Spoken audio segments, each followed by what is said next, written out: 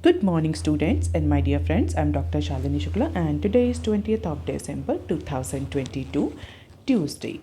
Before starting the discussion, if you want lecture PDF, you can join me on Telegram channel. You can also follow me on other social media platforms. और इसी Telegram channel पर आपको economic times, mint और business standard की news headline की separate PDF भी मिल जाएगी। और इसी Telegram चैनल का एक डिस्कशन ग्रुप भी है जो कि आप ज्वाइन कर सकते हैं मुझसे डायरेक्टली कम्युनिकेट करने के लिए।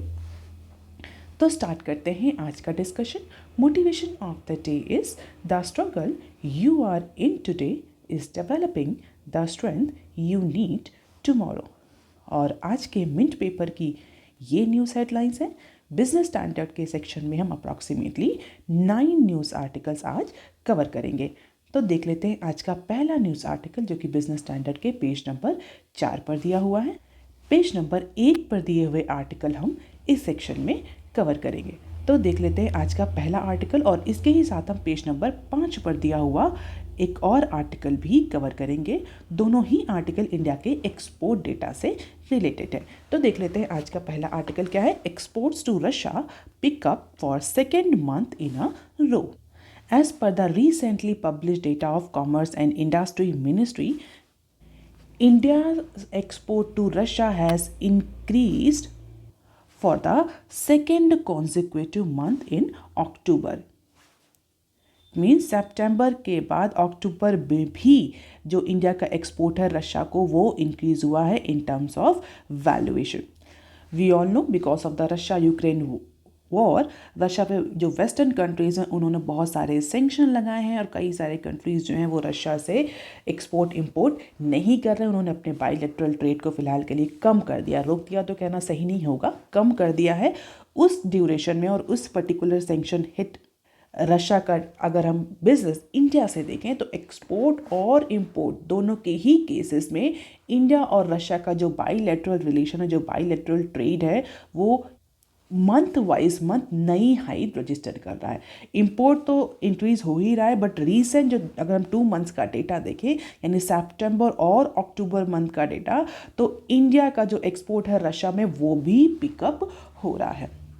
हालांकि इससे पहले का अगर डेटा देखा जाए तो 6 मंथ का, तो 6 कॉन्सिक्यूटिव मंथ में इंडिया का जो एक्सपोर्ट था रशिया को that has witness a contraction, जो कि मार्च के मंथ से स्टार्ट होता। तो मार्च से लेकर के अप्रैल, मई, जून, जुलाई, अगस्त इन पिछले लास्ट 6 मंथ में जो इंडिया का एक्सपोर्ट है रशिया को वो कॉन्ट्रैक्ट हुआ था। बट लास्ट 2 मंथ्स में अगर देखें सितंबर से तो ये पिकअप होना शुरू हो चुका है। और मोर स्पेसिफिकली अगर हम देखें किस पर्टिकुलर सेगमेंट में, तो कंज्यूमर प्रोडक्ट्स में जो रशिया है that is totally relying on और increasingly relies on India's export, जिसकी वजह से इंडिया का जो एक्सपोर्ट है, मर्केंटाइज एक्सपोर्ट है, वो अप्रॉक्सीमेटली $280 मिलियन तक पहुंच गया है, जो कि पिछले साल के कंपैरिजन में 3.7% ज़्यादा है। तो जो मर्केंटाइज एक्सपोर्ट है, गुड्स एक्सपोर्ट है, उसमें इंक्रीज देखने को मिल रहा है। Items such as vegetable, tea, coffee, chemical, iron, steel products, इन सारे सेगमेंट्स में जो एक्सपोर्ट है वो, यहाँ बोल सकते हैं सारे सेगमेंट में जो डिमांड है रशिया में इंडिया के इन सारे प्रोडक्ट्स की वो इंक्रीज हुई है। ये तो बात रही 3.6% अक्टूबर मंथ की। अगर सितंबर में देखें तो अप्रॉक्सीमेटली 6% का इंक्रीज़ हुआ था एक्सपोर्ट में in comparison to the last year. सितंबर में यही जो नंबर था, यही जो डेटा था, अप्रॉक्सीमेटली $297.6 बिलियन था, मिलियन अप्रॉक्सीमेटली इंडिया ने रशिया को एक्सपोर्ट किया था। हालांकि अगर हम क्यूमुलेटिव डेटा देखें, क्यूमुलेटिव मीन्स इस फाइनेंशियल ईयर 23 का कंबाइंड डेटा देखें, तो उसके कंपैरिजन में इस साल, पिछले साल के कंपैरिजन में इस साल अप्रॉक्सीमेटली 16% का कॉन्ट्रैक्शन देखने को मिल रहा है India's export to Russia. But पिछले लास्ट 2 मंथ में सितंबर से थोड़ा सा इंक्रीज होना शुरू हुआ है। लास्ट ईयर यही डेटा अप्रॉक्सीमेटली $1.47 बिलियन का था, यानी पिछले 7 महीनों में, 7 से 8 मंथ में अगर पिछले साल देखिए इनिशियल 6 to 7 8 में इंडिया ने अप्रॉक्सीमेटली 1.57 बिलियन का ट्रेड किया था या 1.57 बिलियन डॉलर का एक्सपोर्ट किया था रशिया को। तो उसके कंपैरिजन में इस फाइनेंशियल ईयर में हमें 16% का कॉन्ट्रैक्शन देखने को मिल रहा है। और ये जो कॉन्ट्रैक्शन है एक्सपोर्ट में, ये कब इमीडिएटली स्टार्ट हुआ? अगर हम देखें तो जैसे ही रशिया यूक्रेन क्राइसिस स्टार्ट हुई फरवरी 24 में, मार्च में उसी इमीडिएटली उसी के तुरंत बाद जो इंडिया का एक्सपोर्ट है रशिया में वो सिग्निफिकेंटली डिक्रीज़ हुआ। और ये जो एक्सपर्ट्स हैं उनका ये कहना है कि इसका जो मेन रीज़न है वो ये है, जो सैंक्शंस लगाए थे वेस्टर्न नेशंस, द यूएस और अदर इकोनॉमीज ने, वेस्टर्न इकोनॉमीज ने जो सैंक्शन लगाए थे रशिया पर, उसकी वजह से मार्च के बाद से ये एक्सपोर्ट जो है कंटिन्यूसली डिक्लाइन कर रहा था। But now exporters are exporting to Russia because the logistic related challenges जो हैं वो improve हो रहे हैं। और जिस तरीके से रुपी ट्रेड को फैसिलिटेट किया जा रहा है, रुपी डबल ट्रेड को, बायलैटरल ट्रेड को फैसिलिटेट किया जा रहा है, उसकी वजह से रशिया जैसे कंट्रीज़ और अदर जो ऐसे कंट्री जो कि रुपी ट्रेड को एक्सेप्ट कर रहे हैं उनके साथ ट्रेड करना और ज़्यादा आसान होगा। इसी वजह से पिछले लास्ट 2 मंथ्स में हमें ये जो एक्सपोर्ट में इंक्रीज़ देखने को मिल रहा है। तो this is India's export to Russia in terms of value. जनवरी से लेकर के अक्टूबर तक का डेटा है इसी ईयर का। You can just have the glimpse of it कि मार्च में ये सिग्निफिकेंटली ड्रॉप हुआ था। अब मार्च में हालांकि धीरे धीरे इंप्रूवमेंट हमें देखने को मिला, but now it has still not reach the crisis before pre crisis situation. Pre crisis situation means जो रशिया यूक्रेन क्राइसिस के पहले या रशिया यूक्रेन वॉर के पहले जो ट्रेड का वैल्यू था वो अभी भी अचीव नहीं हुआ है। बट ओवरऑल अगर हम देखें तो हमें इंक्रीज देखने को मिल रहा है इन लास्ट 2 मंथ्स। अब देख लेते हैं नेक्स्ट क्लिप जो कि एक्सपोर्ट से ही रिलेटेड है। Defence aerospace exports treble to ₹12,815 crore in 5 years. तो पार्लियामेंट में एक क्वेश्चन का आंसर देते हुए जो डिफेंस मिनिस्ट्री है उसने इंडिया का जो एक्सपोर्ट इंपोर्ट है, मोर स्पेसिफिकली डिफेंस और एरोस्पेस सेक्टर में, उसका डेटा प्रेजेंट किया। And this data present a mixed picture of defence export and imports in India as per the presented data of defense ministry. Foreign procurement in case of defense has risen to approximately 50k crore in 2022 from 37k crore in 2018। तो 2018 में approximately 37k crore था, जो कि 22 तक पहुँचते पहुँचते defence procurement जो है वो 50,000 करोड़ तक, अप्रॉक्सीमेटली 50,000 करोड़ तक पहुँच चुका है।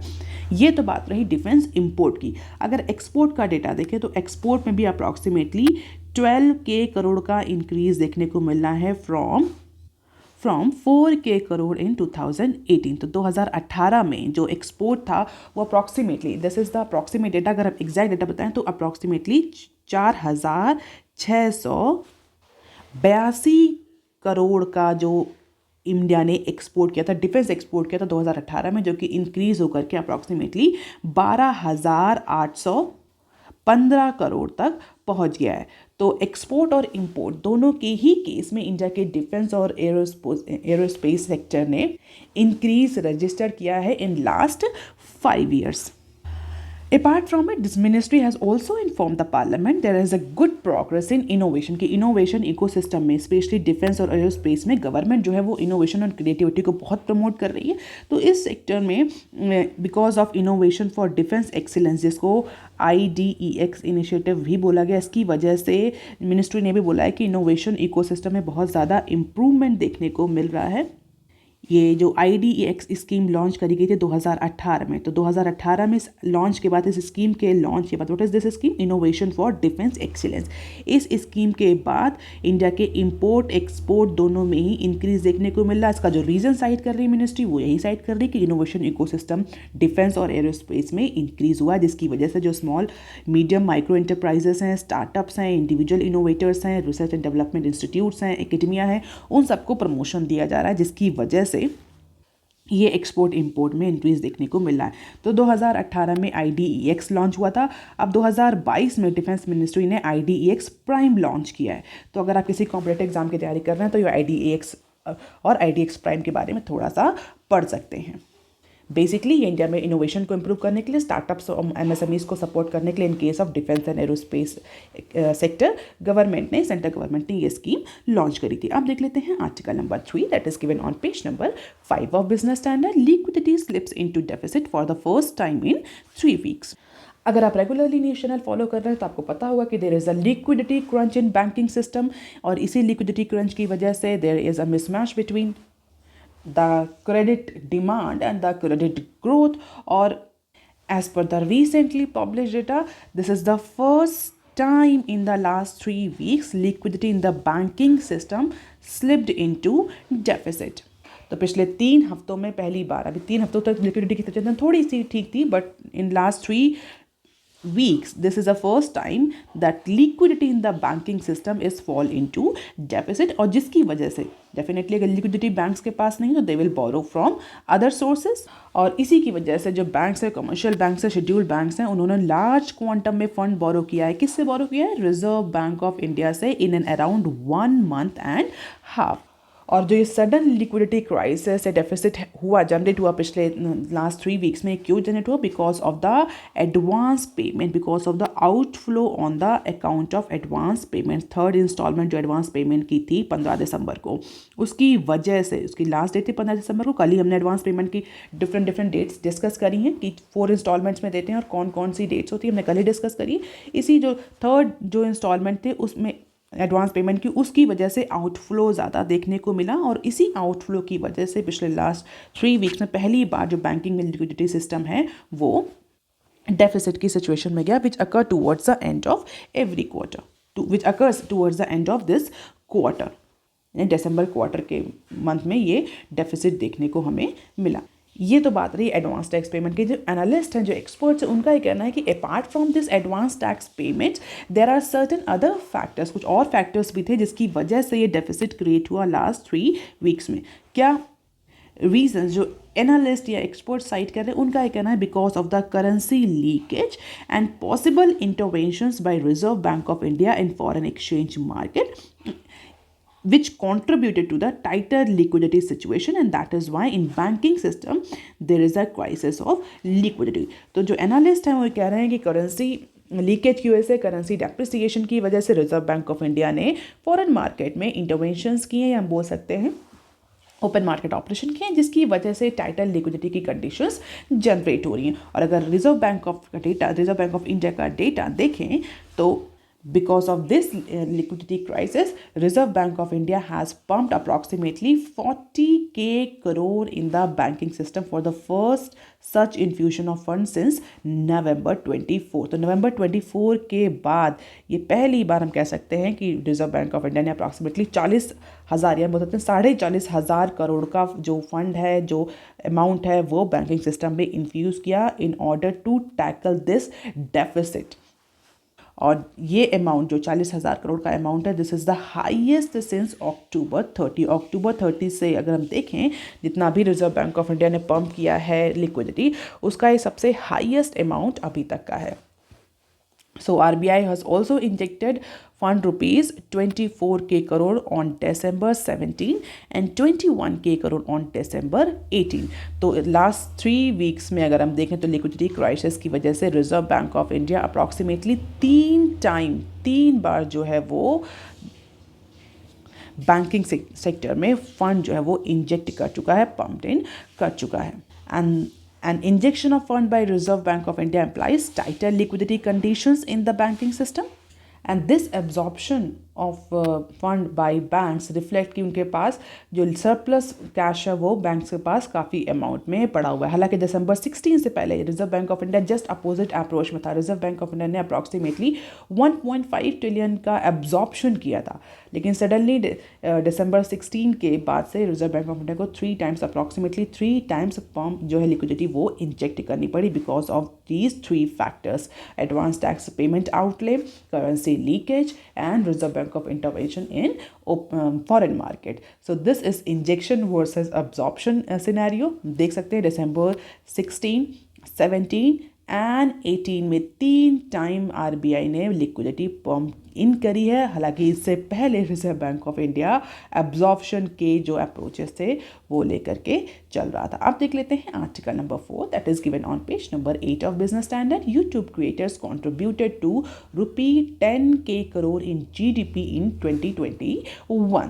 तो आज के बिजनेस स्टैंडर्ड में गूगल और उसकी कंपनी से रिलेटेड कुछ ज़्यादा ही न्यूज़ है. रिसेंटली या हम बोल सकते हैं कल ही जो मिस्टर सुंदर पिचाई हैं उन्होंने हमारे प्राइम मिनिस्टर से मीटिंग करी, जिसकी वजह से गूगल के, चाहे वो जी पे हो, चाहे वो टेक्नोलॉजी हो, गूगल सर्च इंजन हो, और चाहे वो यूट्यूब हो, उस सबको लेकर के कुछ ज़्यादा न्यूज़ कवरेज आज के बिजनेस स्टैंडर्ड में दी हुई है। तो देख लेते हैं फिलहाल ये जो ये न्यूज़ सेक्शन है ये यूट्यूब के बारे में, कि YouTube as a open platform कितना कॉन्ट्रीब्यूट कर रहा है इंडिया की जीडीपी में। तो देख लेते हैं न्यूज़ क्या है। हम सभी जानते हैं YouTube is a video sharing platform, और रिसेंटली कुछ स्टडीज़ हुई हैं जिसमें ये स्टडी किया गया है कि कितना कंट्रीब्यूशन है यूट्यूब का इनटू डिफरेंट इकोनॉमिक्स। तो एक्सफोर्ड इकोनॉमिक्स ने ये स्टडी करी है, जो रिपोर्ट अभी मंडे को Google flagship Google for India event में इस स्कीम को अनवील किया गया, इस स्कीम को दिखाया गया, इस रिपोर्ट को लॉन्च किया गया, इस रिपोर्ट को अनवील किया गया, जो कि ऑक्सफोर्ड इकोनॉमिक्स ने ये रिपोर्ट पब्लिश करी है। इस रिपोर्ट के अकॉर्डिंग जो YouTube as a video sharing platform contributing approximately 10K crore to India's GDP in 2021। तो ऑक्सफोर्ड इकोनॉमिक्स ने approximately 5,633 YouTubers of all size, जो अप्रॉक्सीमेटली 523 बिजनेस में all across the sector involve हैं, इसके अलावा 4,021 यूट्यूबर्स यूज़र्स जो हैं उन पर सर्वे किया, और उस सर्वे में ये फाइंडिंग्स निकल कर आई हैं कि 2021 में यूट्यूब ने अप्रॉक्सीमेटली 10,000 करोड़ का कंट्रीब्यूशन किया है इंडिया की जीडीपी में। इसके अलावा as per the Oxford Economic report approximately 7,50,000 full time equivalent jobs के बराबर कंट्रीब्यूशन कर रहा है ये video sharing platform Indian economy में। तो यहाँ सिंपल भाषा में अगर हम बोलें तो अप्रॉक्सीमेटली 7,50,000 जॉब्स जनरेट करी हैं यूट्यूब ने 2021 में, और ये पिछले साल के कंपैरिजन में यानी 2020 के कंपैरिजन से बहुत ज़्यादा है। हम बोल सकते हैं सिग्निफिकेंट अपटिक या सिग्निफिकेंट इंक्रीज देखने को मिल रहा है in comparison to the previous year में अप्रॉक्सीमेटली 6,800 करोड़ का कंट्रीब्यूशन था यूट्यूब क्रिएटर्स का इनटू कंट्रीज जीडीपी, और अप्रॉक्सीमेटली 6,83,000 जॉब जो हैं वो जनरेट करने के बराबर था। इस बार अप्रॉक्सीमेटली 10,000 करोड़ का कंट्रीब्यूशन है, और 7,50,000 की जॉब्स जो हैं वो इक्विवेलेंट जॉब जनरेट करने के बराबर का कंट्रीब्यूशन यूट्यूब का है इंडियन इकोनॉमी को लेकर के। और इसी डेटा के बाद जो डायरेक्टर हैं यूट्यूब के साउथ और साउथ ईस्ट एशिया के, उन्होंने भी बोला है कि India is one of the very important market for them, और जिस तरीके से यूट्यूब जो है वो एक क्रिएटिव इकोसिस्टम इंडिया में क्रिएट कर रहा है, इंडियन इकोनॉमी को एम्पावर कर रहा है, जॉब्स को सपोर्ट कर रहा है, अपॉर्चुनिटीज़ को नर्चर कर रहा है, और इन इकोनॉमी को लेंथ और ब्रेथ में सपोर्ट कर रहा है। He is very much delighted for YouTube contribution into Indian economy. So this is Indian success story as of now.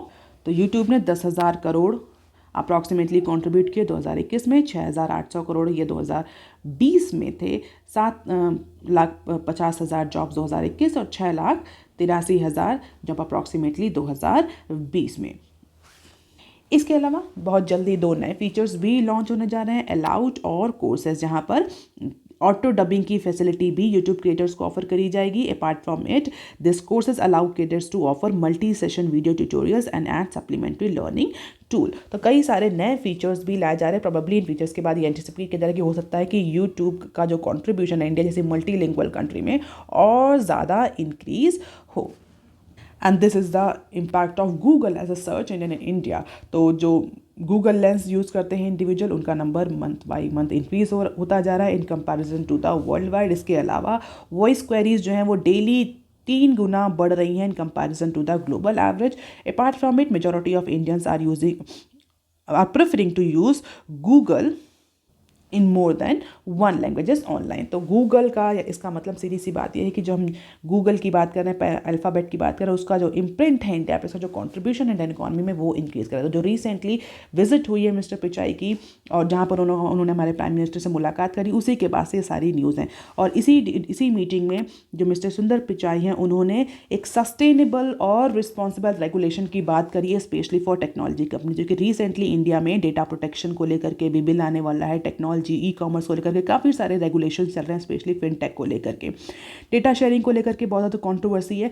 इसी ड्यूरेशन में इसी कंटेक्स में मीटिंग हुई जो mister Sundar Pichai chief executive officer of Google and its parent company, उन्होंने बोला है कि the technology need responsible regulation while government try to put in place the safeguard for all the citizens. तो technology जो है वो एक ऐसा प्लेटफॉर्म है जो दोनों ही, या हम बोल सकते हैं सोसाइटी के लगभग हर स्टेक होल्डर के बेनिफिट के लिए, but that needs to be regulate responsibly. और तो रिस्पॉन्सिबल रेगुलेशन की बात करी क्योंकि जिस तरीके से इंफॉर्मेशन टेक्नोलॉजी पेनिट्रेट हो रही है उसको लेकर के बहुत सारे एथिकल इश्यूज भी जनरेट हो रहे हैं। हालांकि हम इन एथिकल इश्यूज को अभी आज की न्यूज़ में डिस्कस नहीं करेंगे, बट उसी को लेकर के रेगुलेशन गवर्नमेंट बना रही है। बट जो कंपनी रिप्रेजेंटेटिव हैं, जो एग्जीक्यूटिव्स हैं, उनका कहना है कि जो भी रेगुलेशन है दैट शुड बी रिस्पॉन्सिबल, सारे स्टेक होल्डर्स को ध्यान में रखते हुए वो रेगुलेशंस लाए जाएं। अब देख लेते हैं next clip, manufacturing sectors Nifty weighing up in 2022।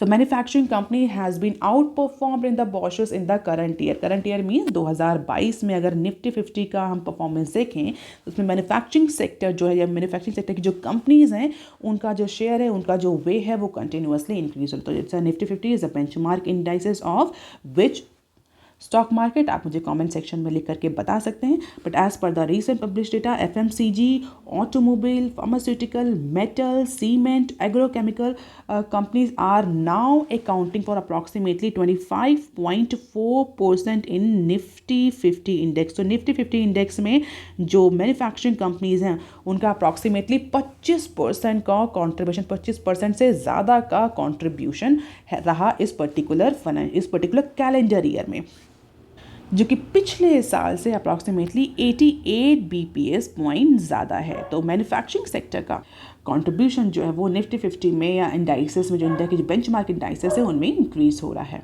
और अगर कंपनीज की बात करें कि मैन्युफैक्चरिंग सेक्टर में कौन सी कंपनीज डोमिनेंट रही, तो Hindustan Unilever, ITC, Asian paints, Nestle, Britannia are collectively accounting for 45% of combined market cap of all manufacturing companies in the index। तो जो मैन्युफैक्चरिंग कंपनीज हैं निफ्टी 50 में उनका इंडेक्स का 45% केवल और केवल ये कंपनीज, ये जो मेजर कंपनीज हैं HUL, ITC, Asian paints, Nestle और ब्रिटानिया, ये अकाउंट करती हैं।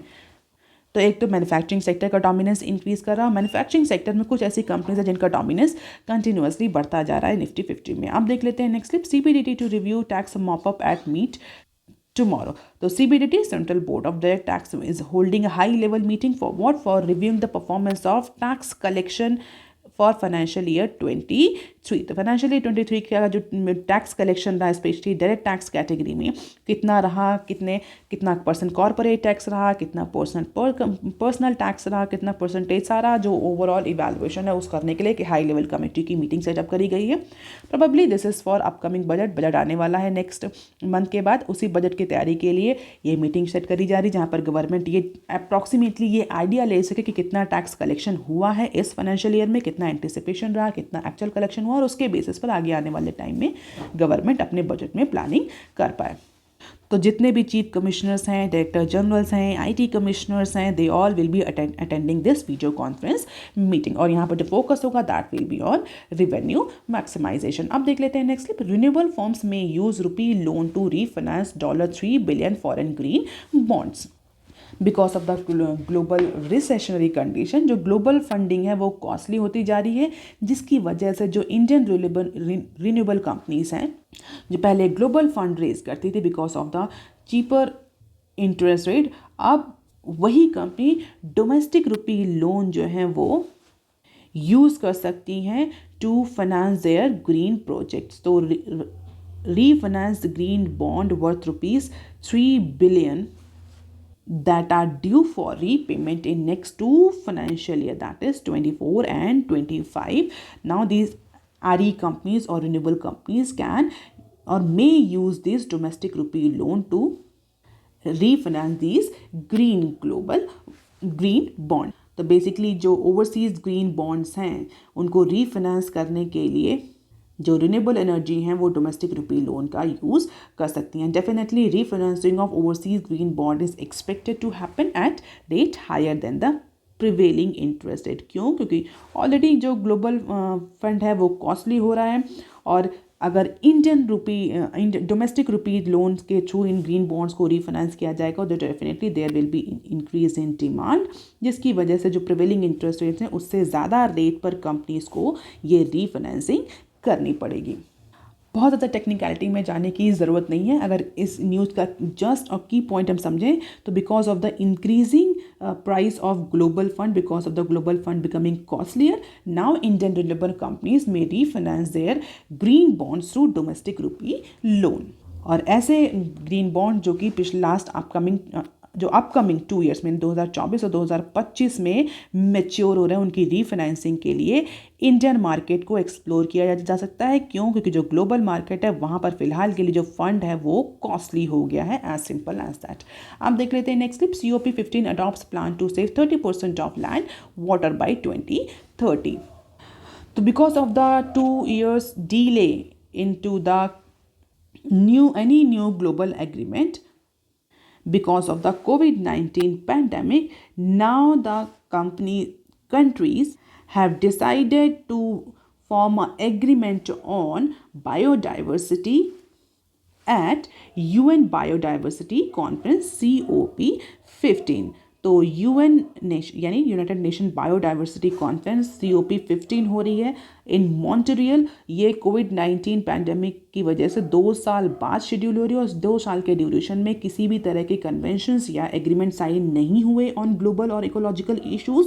तो फाइनली 2 साल के डीले के बाद एक नया एग्रीमेंट साइन हो रहा है जहां पर जो बायोडाइवर्सिटी है उसको सेव करने के लिए जो कंट्रीज़ हैं COP15 में वो कन्वेंशंस या एग्रीमेंट साइन कर रहे हैं। तो बेसिकली इस कन्वेंशन में जो बायोडाइवर्सिटी लॉस हुआ है उसको 2030 तक उस लॉस को रिवर्स करने का एक एग्रीमेंट लाया गया। 30% लॉस को रिवर्स करने का बायोडाइवर्सिटी का इन terms of land, in terms of water, ये कन्वेंशन एग्रीमेंट साइन कर रहे हैं मेंबर कंट्रीज। इस कन्वेंशन को एग्रीमेंट का अप्रॉक्सीमेटली 196 कंट्रीज ने साइन किया। तो दिस पर्टिकुलर कन्वेंशन और agreement is adopted by approximately 196 country under this UN convention of biodiversity और बायोलॉजिकल डाइवर्सिटी। और इसका जो मेन पर्पस है वो ये होगा कि approximately 30% land, fresh water, ocean, इन सब को रिवर्स करना, इनकी बायोडाइवर्सिटी को रिवर्स करना, सेव करना।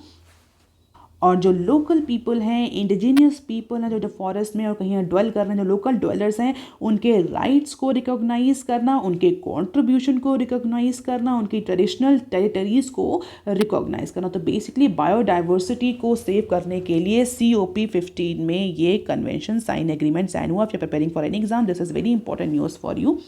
और इसके लिए अप्रॉक्सीमेटली $200 बिलियन का फंड रेज करने का भी एक प्लान साइन हुआ, या बोल सकते हैं प्लान प्रपोज किया गया है।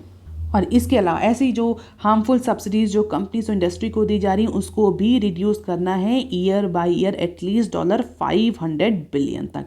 तो कई सारे एम्बिशियस प्लान सेट किए हैं। ओवरऑल जो पर्पस रहा है वो बायोडाइवर्सिटी के लॉस को रिवर्स करना, बायोडाइवर्सिटी लॉस को रोकना है। So that is all for today students. If you want lecture PDF, you can join me on Telegram channel. You can also follow me on other social media platforms. If you have any query or suggestion, you can write on comment section below. Please like, share and subscribe. Thank you. Have a nice day.